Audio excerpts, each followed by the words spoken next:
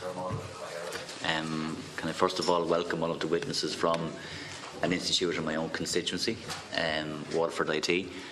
And if I can start, Mr. Donnelly, with a number of questions in respect of your own involvement with the institute.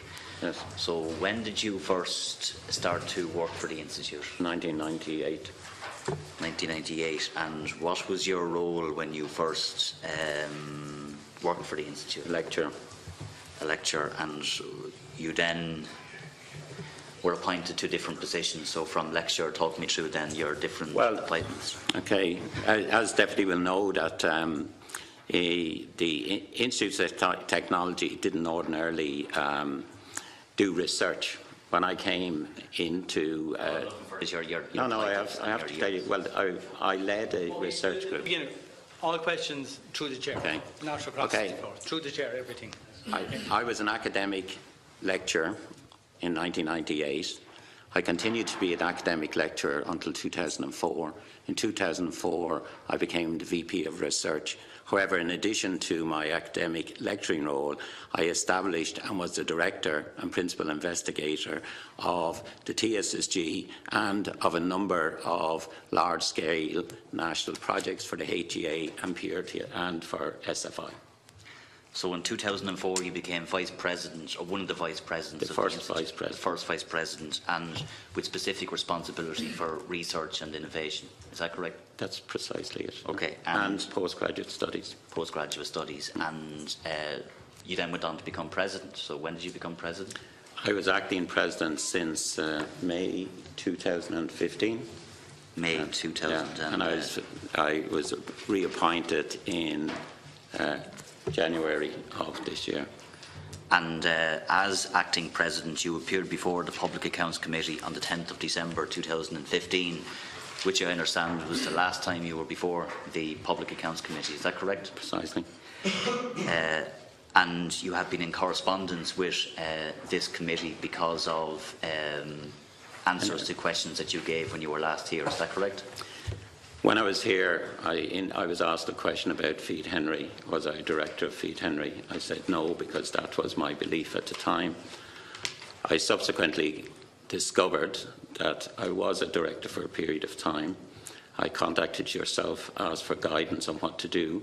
You said to send a letter to the Public Accounts Committee that it was a normal thing. I sent a letter. And I confirmed that I actually was, for a period, a director of Feed Henry.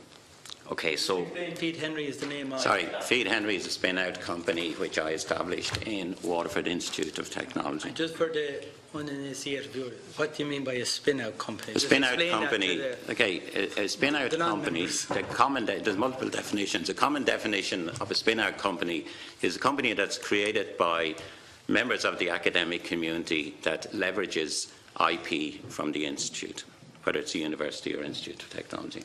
So what I want is pretty much yes or no answers to the following questions, because I just want to, in a fluent way, establish the facts.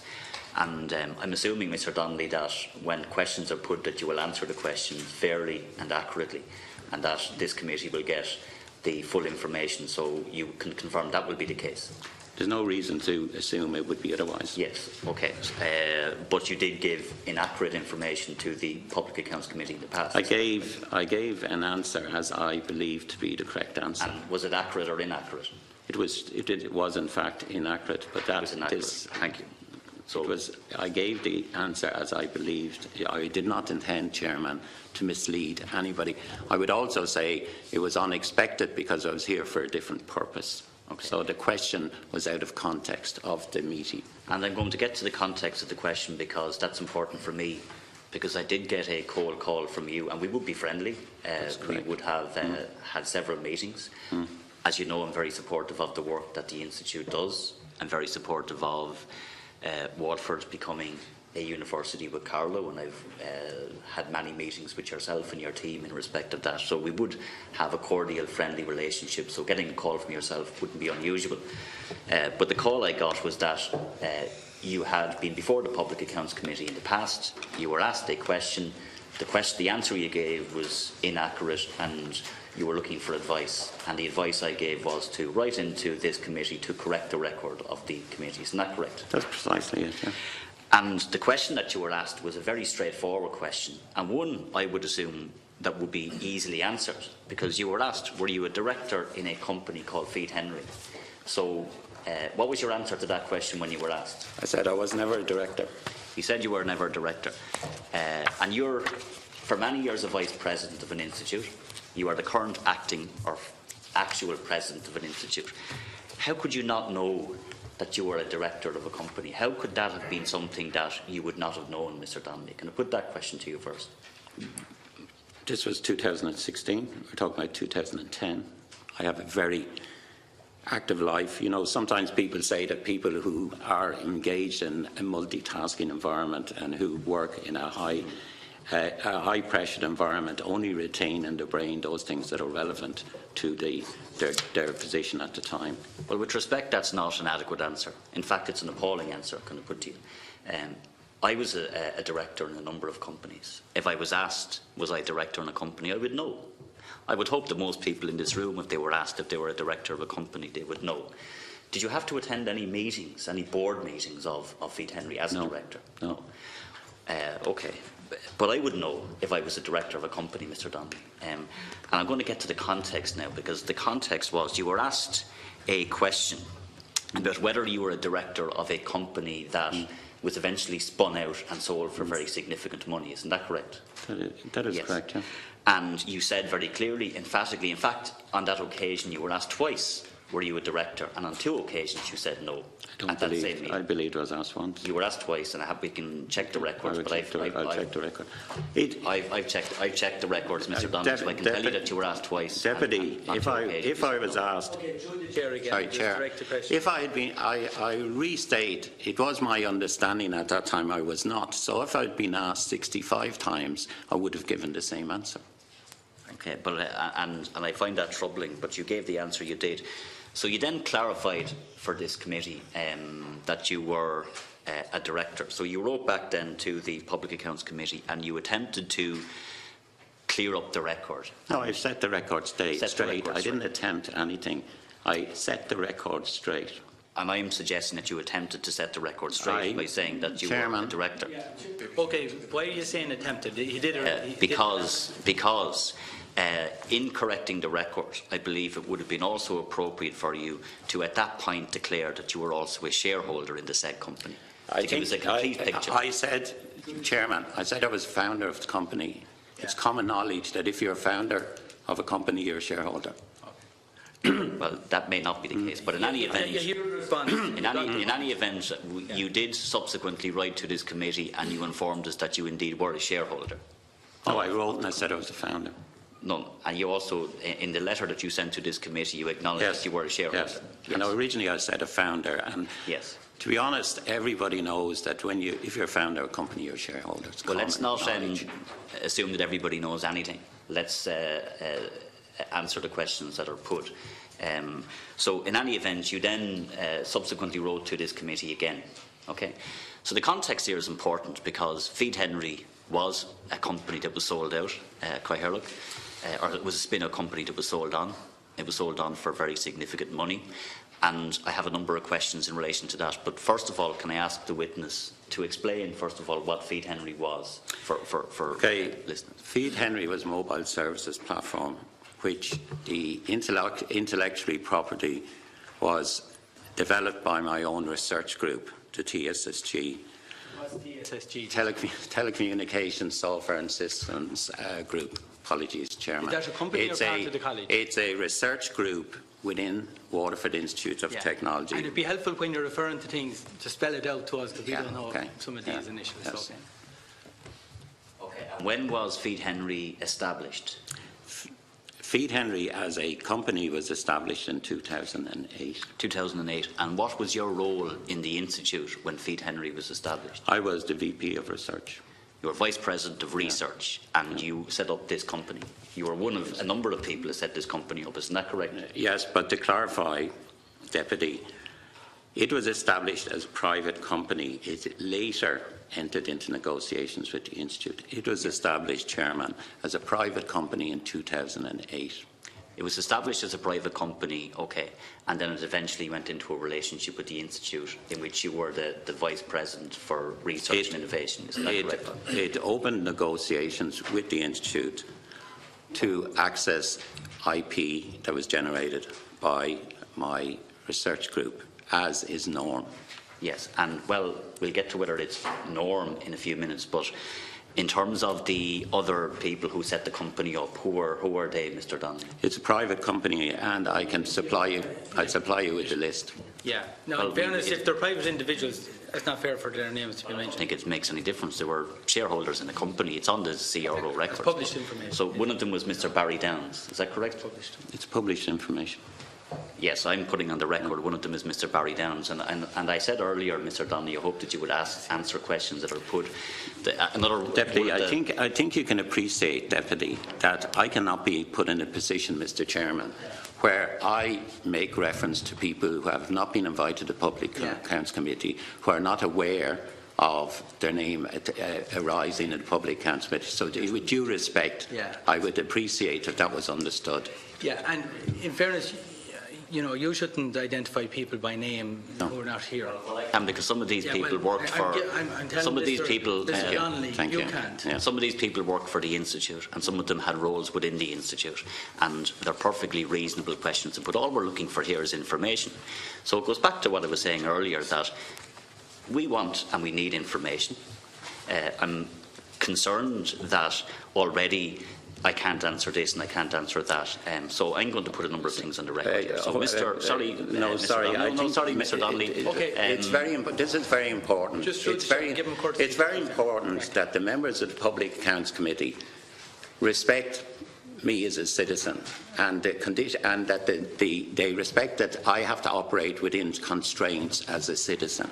I would like that to be noted. I am not trying to avoid questions. I will answer every question, but there are certain things I'm unable to do. And I'm going to ask the witness to allow me to put the questions, and I'm going to remind him that he is the president of an institute, and that's why he's here. He's here to answer questions as a president of an institute and as a former vice president of research and innovation in the institute. So again, just to put on the record, and I may have to just put issues on the record without getting answers to questions. So Mr. Barry Downs was one of the originators in terms of a shareholder, as was Micheál Ó Fiallú, who was also one of the originators. So once it was established as a private company, what happened then, Mr. Donnelly? It indicated to the Institute that it would like to enter into discussions on the licensing IP from the And who did it indicate it to in the Institute? To the Financial Controller. To the Financial Controller. And who was that at the time? I'm unable to say.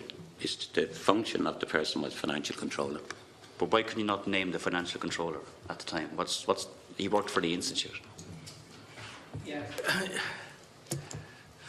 It was Mr. Anthony McFeely. Was that the Financial Controller at the time, Mr. Donnelly? I mean, I can't understand why we can't name people who worked for an institute, who had held positions. This is not. Mr. McFeely is a retired member of staff who is not aware of this ongoing. With all due respect, I find this quite difficult. I want to answer the questions, but I will not. I'm not in a position to name names. It's the Financial Controller. It's his function. His function as Financial Controller, he engaged in negotiations. His name or his personality has nothing to do with it. And that may be the case, but at the same time, if I was named as I'm a TD for Waterford, I have no difficulty with that. You're a public representative. Well, okay, and these people are paid from the public purse as well. But anyway, I think that's a distraction. So tell me then, so you then had to enter into, was it negotiations with the Financial Controller? So what happens? Talk me through the process here. What happens is you indicate your interest to exploit IP. You enter into negotiations, and the Institute, according to its policy, will set certain conditions. Normally, as you've already heard, the ownership of IP is retained by the Institute. The Institute can agree to license IP to a company. If that company fails, the Institute can recoup the IP. The Institute continues to own the IP, its licence. There's normally certain conditions set to ensure that the request is meaningful. The first request, at least for our Institute, what's important is there's a requirement that you raise funding from the marketplace. The requirement on Feed Henry was to raise €500,000 in investment. Once that happens, the IP is assigned to the company. The Institute still retains right to recoup the IP if the company fails. So what happened was, in actual fact, the person who entered into negotiation on behalf of Feed Henry agreed that there would be assignment of the IP to the company if it raised €500,000, and in return for that, the Institute would get a percentage. And what was the percentage shareholding the Institute got initially? It originally got 12, which was diluted on the 12%. And why 12%, Mr. Dunn? It's a point of okay. Why and who made the decision? It's part of the negotiation between the company and the financial controller. The conditions, it's clearly laid down in the IP policy that the Institute seeks to receive 12%, but it's a point of negotiation. It's a value judgment. You decide, taking all things into account, what is the best possibility of the Institute getting a return on its investment. We have two objectives as an Institute. The first one is the development of the Institute. The second one is the development of the economic development of our region. When you enter into negotiations, you consider both of those. You could quite easily, for instance... I understand all that, Mr. Donnelly. So what I'm trying to understand here is two things. Yes. When the negotiation was going on with WIT in relation to its shareholding, okay, who on behalf of the company was negotiating and who on behalf of the Institute was negotiating? The initial negotiations was opened by a person who was part of the Institute, which, Chairman, is quite normal. It's a campus company. A campus company is a company that's sponsored by employees. What was the I am answering that. It's a distraction. The full negotiations was conducted by a person who was not a member of the Institute, was never a staff member of the Institute, but who was the CEO of the company, Feed Henry. So the CEO of the company carried out the negotiations on behalf of the company, and was it the financial controller carried out the negotiations on behalf of the Institute? Supported by the Tech Transfer Office, yes. Yes, and supported by the Office of Head of Research and Innovation? Well, it would have been supported probably by the External Services Manager. But there would be a role for the Office of Head of Research and Innovation. It would be a role for individuals. It would be a role for individuals in the office. Either there is or there is not. Is there a role for the Office of the Head of Research and Innovation? The Head of Research of Innovation had no role in the negotiation. In actual fact, I'm not asking that. But sorry, Chairman, I have to stop for a second. Just be specific with your yes. Yeah. I'm not asking about the head. I'm asking about the office. Did the Office of the Head of Research and Innovation have oversight? Yes, the office had a role. Had a role. And the oversight was. And who at the time was the head of the Office of Head of Research and Innovation? I was. You were, and you were also one of the shareholders. Yes. Yes. Okay. Which was declared in the first engagement with the Institute. The Institute knew who the shareholders were. They knew. As I say, we're attempting to create a campus company. They knew the majority of them were members of the Institute. That was part. I would also say that the funding, which was originated from Enterprise Ireland, who had to sign off on the transfer, also knew who the sponsors were, knew that they were members of the Institute, and that all of that information was openly declared to both the Enterprise Ireland, who had funded the research, and to the Institute, who was negotiating. And we had that. So those negotiations took place. The Institute took up about a 10% to 11% shareholding. 12% originally on the investment of 500k. It was 10.6%. Okay, and then there was a number of rounds of dilution because there was a number of venture capitalists that came on board. Isn't that correct? Well, what I have to explain is, in order, the process of bringing software to the market requires the development of the market and development of the product, which requires investment. And investment was sought. The initial investment was 500k. At that stage, the IP was assigned to the company. This now is an independent private company. They sought then to seek funding to allow for the development of the software. They needed to employ people, they needed to continue to develop the software, they needed to develop markets. So the answer to my question was that yes, there was a number of venture capitalists who came on board, and that subsequently diluted the shareholding of the institute. Some of them were not venture capitalists, but there were investors. Yes. Investors came on board, and it diluted the institute shareholding. The company then was eventually sold. How much was it sold for? The company was acquired by Red Hat for 68 million. 63.9. 63.9 million. And how much of that went back to the institute after from its shareholding? What did the institute get? The institute, for for the IP that they transferred, got 1.5 million. 1.5 million after all of the investment in terms of researchers. I think you're jumping to an assumption, Deputy. You're jumping to the assumption that I'm asking a question, Mr. Donnelly. No, I want to answer because I think it's important. It's important for the public. Okay. Yes. Yeah. You're jumping to the assumption that Red Hat paid 63.5 million for a piece of technology that was developed in WIT. If you look at the accounts of the company, it will show that the auditors valued the IP that was transferred from WIT at 240,000 euros. So why would a company pay 63 million for a piece of software that was worth 240,000? They didn't. What they paid for was for a product that was the leading product in the marketplace globally at the time it was acquired, which was developed through investment in Feed Henry. They also paid for a customer base, a global customer base that was not there when the company was set up in the Institute of Technology. That investment was investment for a company that had the same name as the company that started by ourselves. None of that was a completely different company. Can I say that none of that is contested? So my point is that it was sold for 64 million. The institute got 1.5 million, but the institute would have put in a lot of resources in terms of supporting the company, notwithstanding the fact that it was a private company. But my next question is this, Mr. Donnelly. Yeah.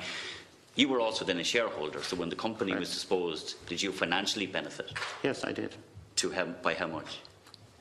The Chairman, this is very important, okay? All of the shareholders signed a confidentiality agreement with Red Hat for 5 years. Now I'm in a difficult position. Yeah. Because I am not trying to avoid answering. It's in the public space, you can get it, okay?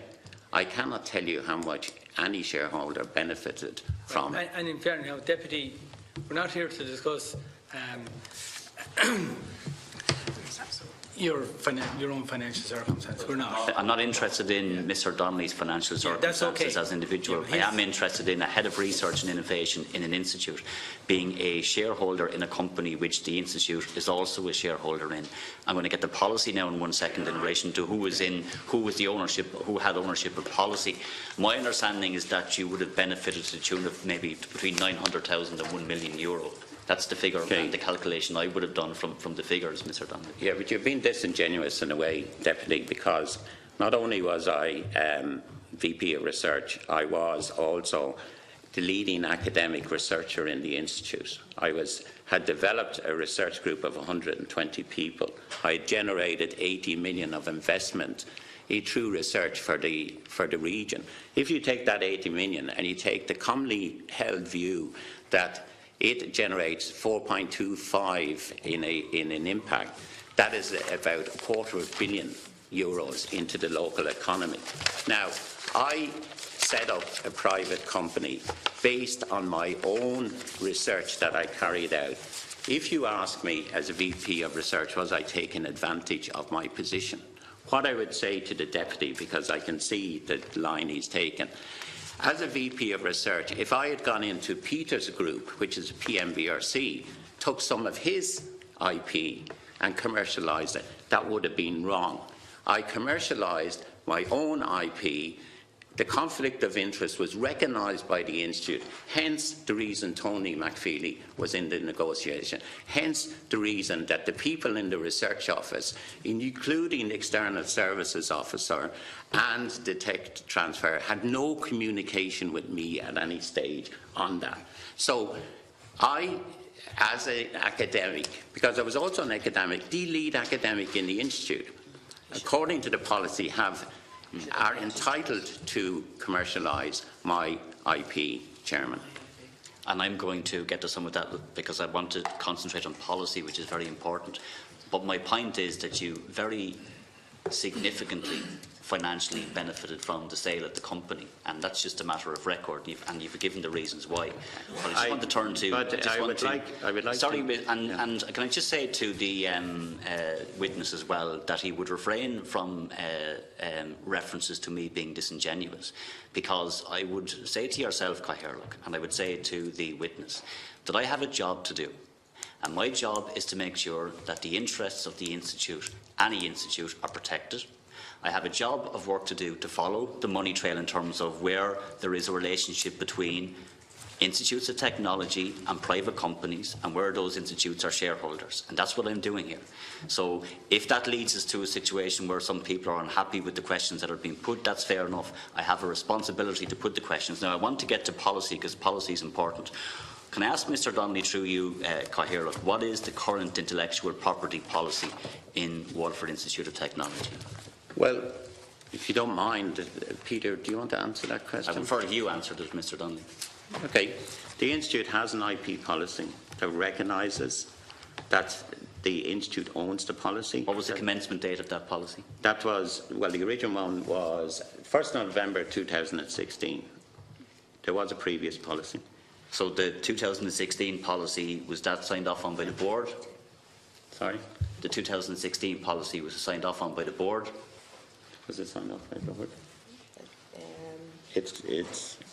That's just a revision of it. Our policy. It's a revision. The original one. So I have it here. So I actually have both. So I just so I have both here, Mr. Donnelly. So the first policy is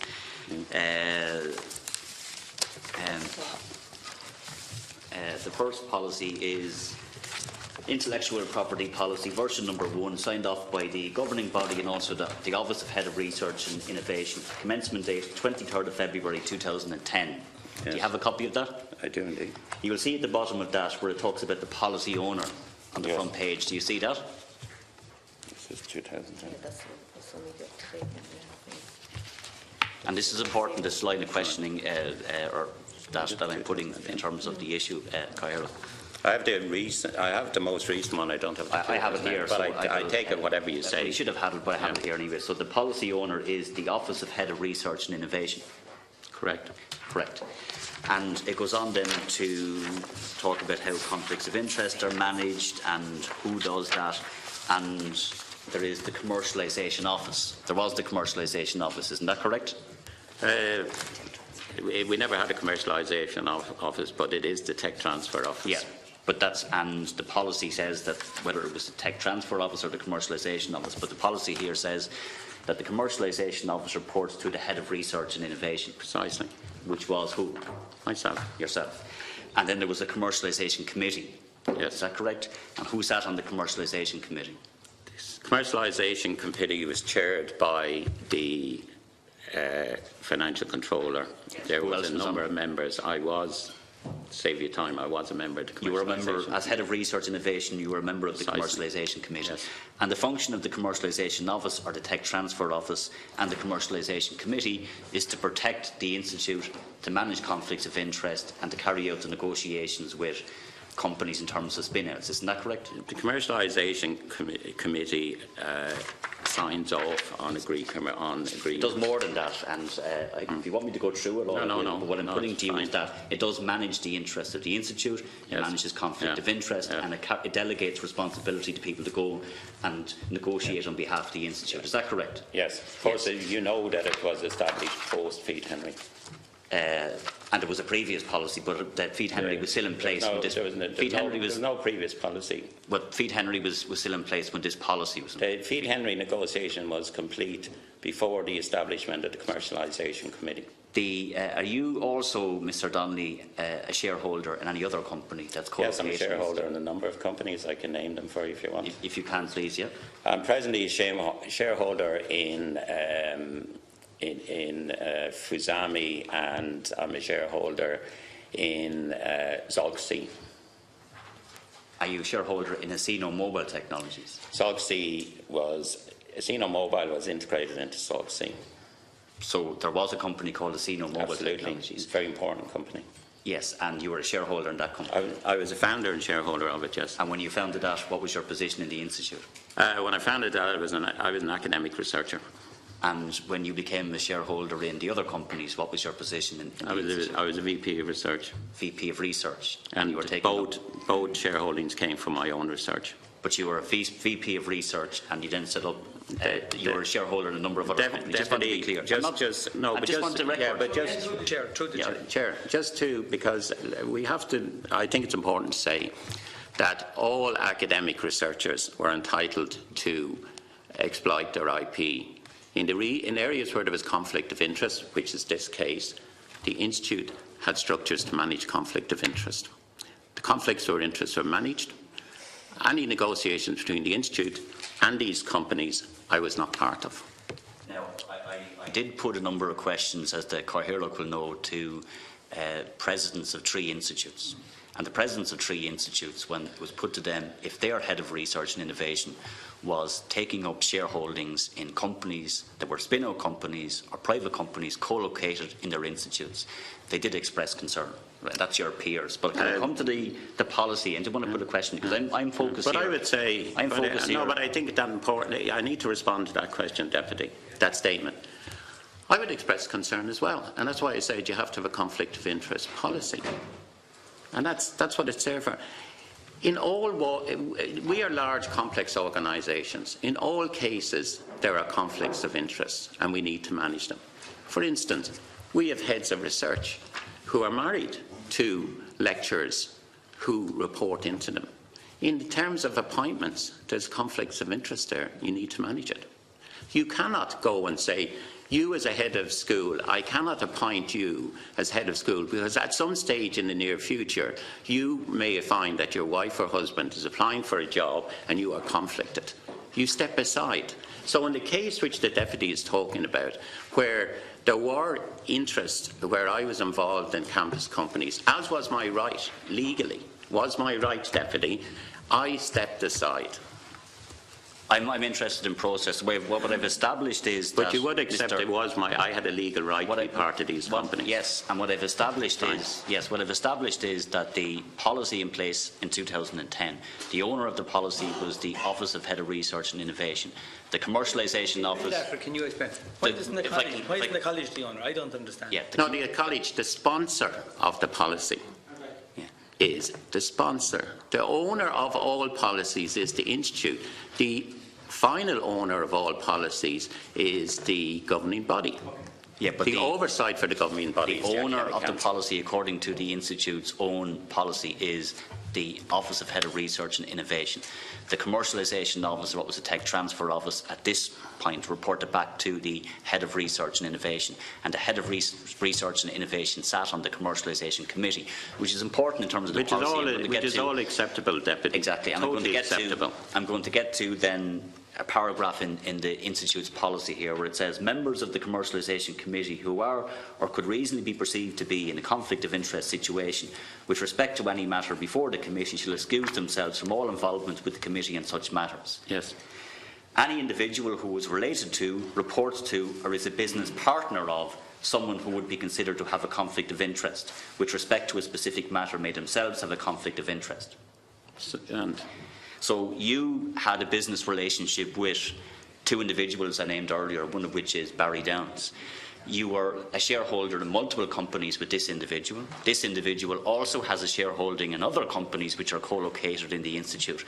So what I'm trying to establish here is how were you able to effectively do your job as Head of Research and Innovation on the one hand, and as a member of the Commercialisation Committee, when it strikes me, given your own involvement in multiple companies in which you were a shareholder, and also your business partners who also had shareholdings in multiple companies, was there not a matrix of conflicts of interests that was almost impossible to manage? Would you not see there is a difficulty here for Deputy, we just, through the Chair, it was managed, and it was managed highly effectively. We have been, our policy has been reviewed on 3 occasions by international experts, and have consistently said the policies are the best practice internationally. We have managed conflict of interest. There is no single record that says WIT did not manage conflict of interest. At all cases, we managed conflict of interest. Is it difficult? Of course it's difficult, but if you have the right structures in place with it, if you're in a mature and open organisation, if you're an organisation where people in that organisation are entitled and encouraged to ask questions, in where people are entitled to have access to information, we have a very open environment. And I'll give you an example. If you look at Feed Henry, when the external services officer who reports into me felt conflicted, right, I was removed from the process so that she could do her job.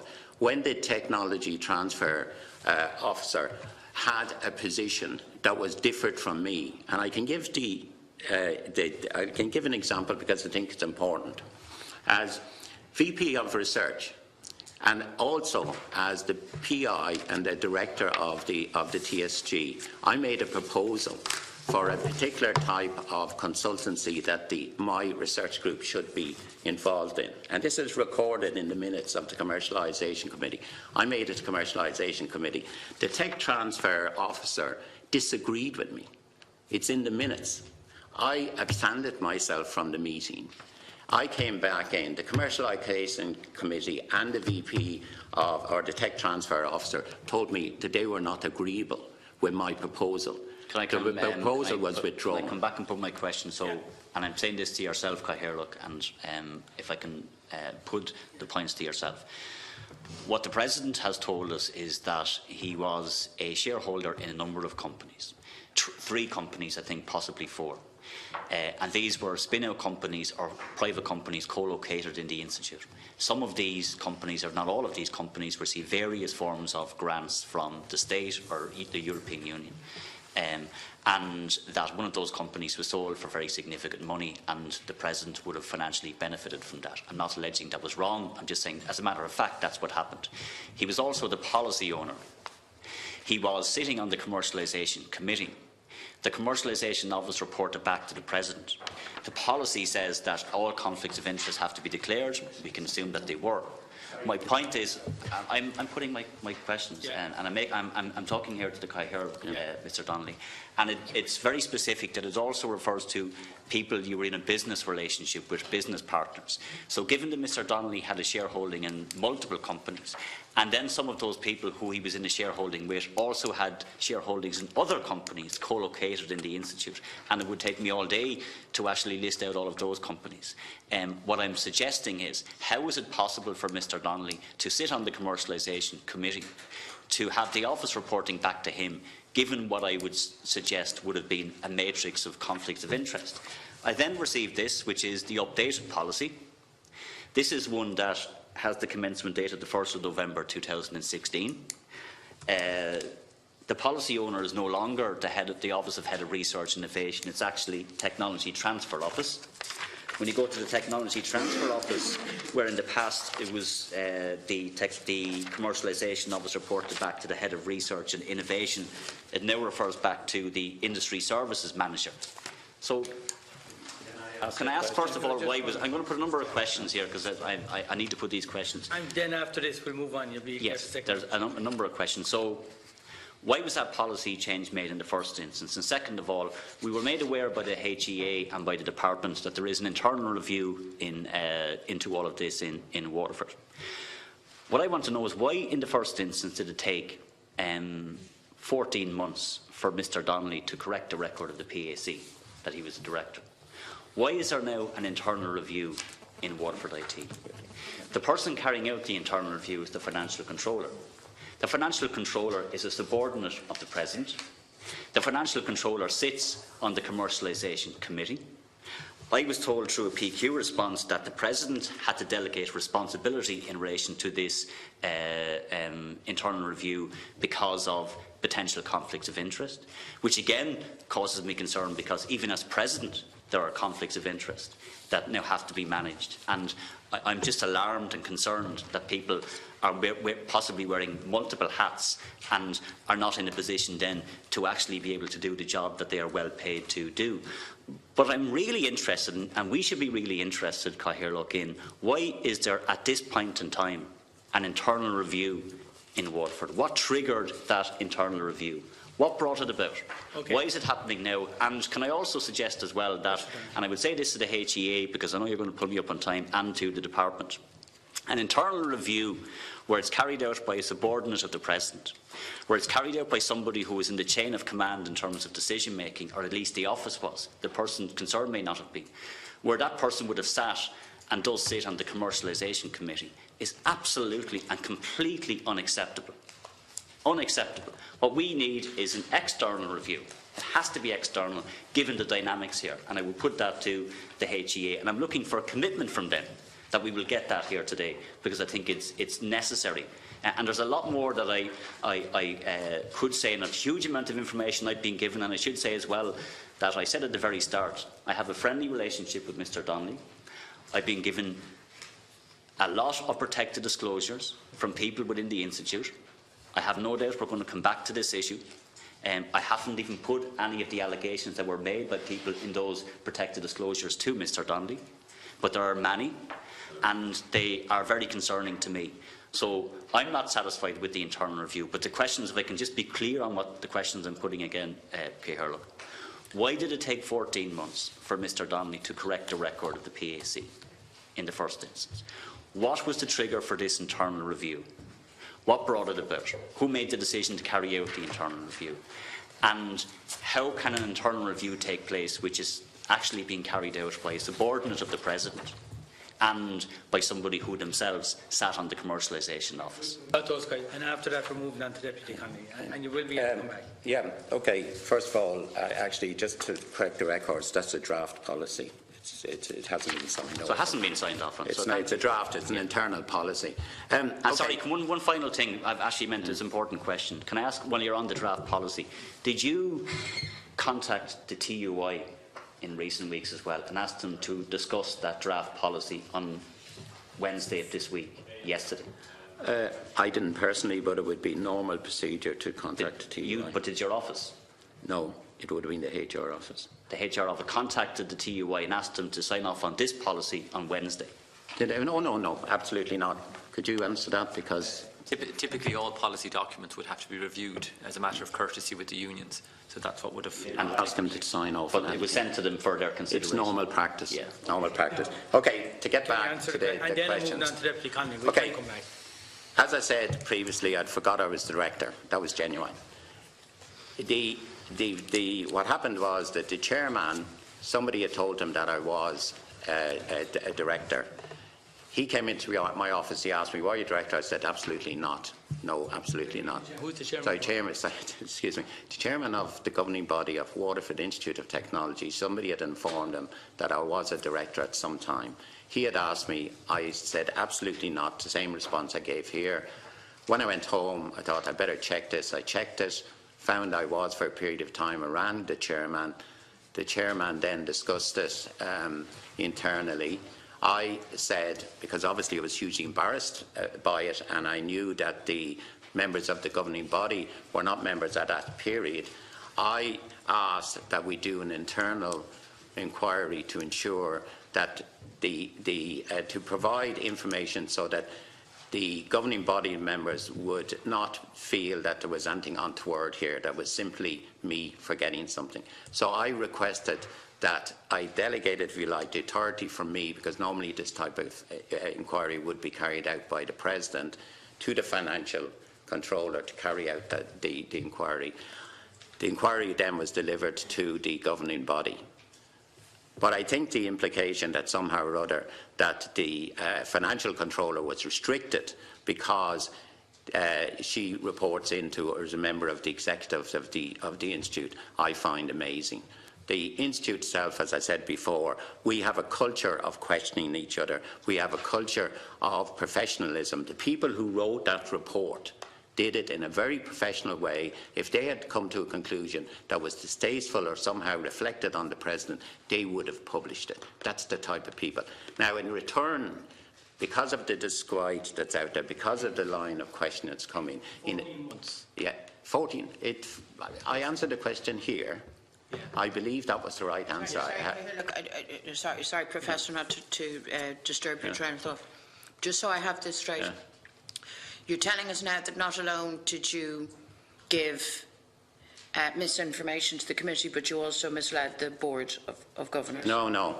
The chairman asked. I gave the chairman the same answer as here. What's the time scale between the PAC meeting? Okay, the PAC, 14 months after the PAC, somebody contacted the chairman to say that they believed that I was a director. Okay. The chairman had a meeting. Who was that individual who contacted the chair? I have no idea. The chair would know. It was in confidence. Yeah. Right? Okay. So it was simply because I believed I wasn't, I said no, and still believed I was. And when I checked the records, I found I was, and I immediately informed the chairman. Now, because I felt obviously concerned about not remembering, and because we had a new governing body, I felt that it was important that the Institute did a review of all of the procedures around Feed Henry to satisfy itself that there was nothing untoward here and to report to the governing body. So I requested the Financial Controller to carry out that internal review. The report was compiled and delivered to the governing body. I will state categorically that I am absolutely confident that within our culture, that if any member of the group that reviewed that had this, that what they put in the report is the correct activities that were carried out around Feed Henry. And when was that? That was there were over the last month.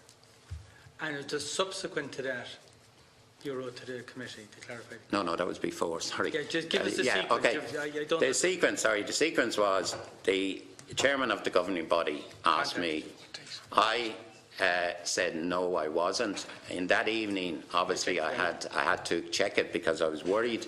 I checked it. I saw that I was. I rang the governing body, or the president of the chairman of the governing body, to say, yes, I'm very sorry, I'm a bit distressed about it.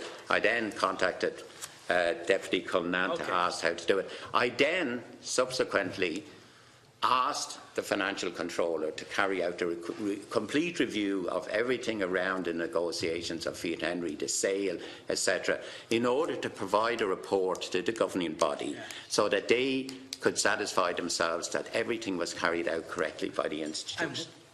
When did you write to the PAC to correct the record? Was it before or after or during this? It was before the review. The report was concluded. Yeah. Oh, I'm just trying to get to see. Yeah. Okay. I think we want to move on to one short one as well before, because the President has on a number of occasions referenced a line of questioning. If he checked back over the transcripts of previous recordings, you will see that there's nobody in this committee alleging wrongdoing. But we do have concerns, and I have concerns in relation to process.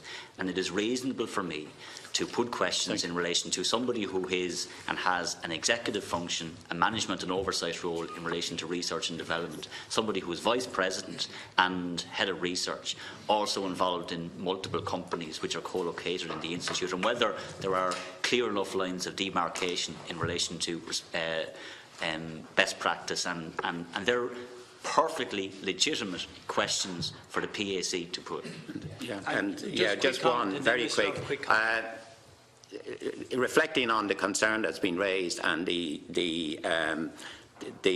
number of queries around this, I wrote to the HEA requesting the HEA to identify an international expert who would do an independent review to validate the outcomes of the review by the institute. So I would ask... Mr. Love, or whoever. Chairman, where I wanted to come in, I received a letter yesterday asking us, in fact, to engage such a service, an international, somebody with knowledge of IP, someone with knowledge of managing conflicts of interests and commercialisation, etc., to assess this report and validate its findings, etc. And we accept that and will do that. Okay, Deputy Conley. So the appearance here today has achieved that much already yesterday. Is what you're telling me? It sounds like that to me. Okay. Well done, Deputy Conley.